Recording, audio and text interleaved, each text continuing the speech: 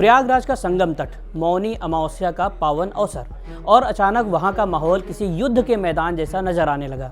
एक तरफ पुलिस और प्रशासन का भारी पहरा, तो दूसरी तरफ ज्योतिष पीठ के शंकराचार्य स्वामी अविमुक्तेश्वरानंद और उनके शिष्यों की फौज। गंगा स्नान के लिए जाने से रोके जाने के बाद जब धक्का मुक्की हुई तो बात धरने तक पहुंच गई। लेकिन इस बार प्रशासन ने जो कदम उठाया उसने बरसों पुरानी एक सुलगती बहस को फिर से जिंदा कर दिया है। प्रशासन ने शंकराचार्य को नोटिस भेजकर सीधा सवाल पूछा है, क्या आप वाकई ज्योतिष पीठ के असली शंकराचार्य हैं? अपने पद के दावे पर स्पष्टीकरण दीजिए।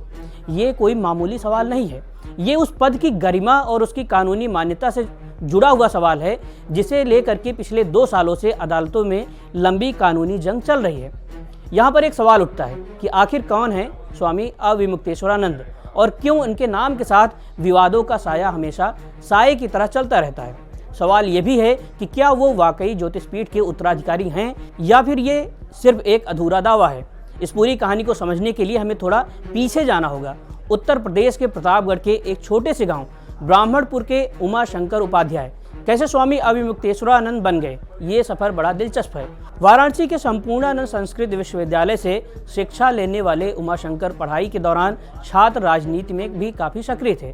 1994 में उन्होंने छात्र संघ का चुनाव भी जीता, लेकिन किस्मत उन्हें राजनीति से धर्म की ओर ले आई। स्वामी करपात्री जी महाराज और फिर ज्योतिष पीठ के पीठाधीश्वर स्वामी स्वरूपानंद सरस्वती के संपर्क में आने के बाद उनकी जिंदगी बदल गई और अप्रैल 2003 में उन्हें दंड संन्यास की दीक्षा मिली और उमाशंकर उपाध्याय बन गए स्वामी अविमुक्तेश्वरानंद सरस्वती। सितंबर 2022 में जब स्वामी स्वरूपानंद सरस्वती का निधन हुआ तो आनंद फानन में अविमुक्तेश्वरानंद को ज्योतिर्मठ का नया शंकराचार्य घोषित कर दिया गया। लेकिन यहीं से शुरू हुआ वो विवाद जो आज तक थमने का नाम नहीं ले रहा है। शंकराचार्य का पद कोई कुर्सी नहीं बल्कि सनातन धर्म की सर्वोच्च गद्दी है। अविमुक्तेश्वरानंद के पट्टाभिषेक पर जैसे ही मुहर लगी, विरोध के स्वर गूंजने लगे। मामला सुप्रीम कोर्ट तक पहुंच गया। अक्टूबर 2022 में जस्टिस BR गवई और जस्टिस BV नागरत्ना की बेंच ने उनके पट्टाभिषेक पर रोक लगा दी। वजह, पुरी के गोवर्धन मठ के शंकराचार्य ने कोर्ट में हलफनामा देकर कह दिया कि इस नियुक्ति को उनका समर्थन हासिल नहीं है। सिर्फ अदालत ही नहीं, सन्यासी अखाड़े भी इनके खिलाफ खड़े हो गए। अखाड़ा परिषद का कहना है कि शंकराचार्य की नियुक्ति एक स्थापित प्रक्रिया होती है जिसका पालन अविमुक्तेश्वरानंद के मामले में नहीं किया गया। यही वजह है कि आज भी प्रयागराज प्रशासन उन्हें नोटिस भेजकर उनकी पहचान पर सवाल उठा पा रहा है। कानून की नज़र में ये मामला अभी पेंडिंग है, लेकिन धर्म की राजनीति में ये विवादों का सबसे बड़ा केंद्र बन चुका है।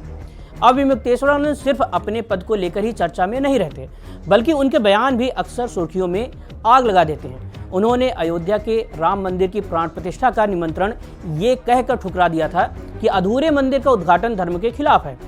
केदारनाथ मंदिर से 228 किलो सोना गायब होने का सनसनीखेज आरोप लगाकर उन्होंने सबको चौंका दिया था। इतना ही नहीं, महाराष्ट्र की राजनीति पर टिप्पणी करते हुए उन्होंने उद्धव ठाकरे के साथ हुए व्यवहार को विश्वासघात बताया था।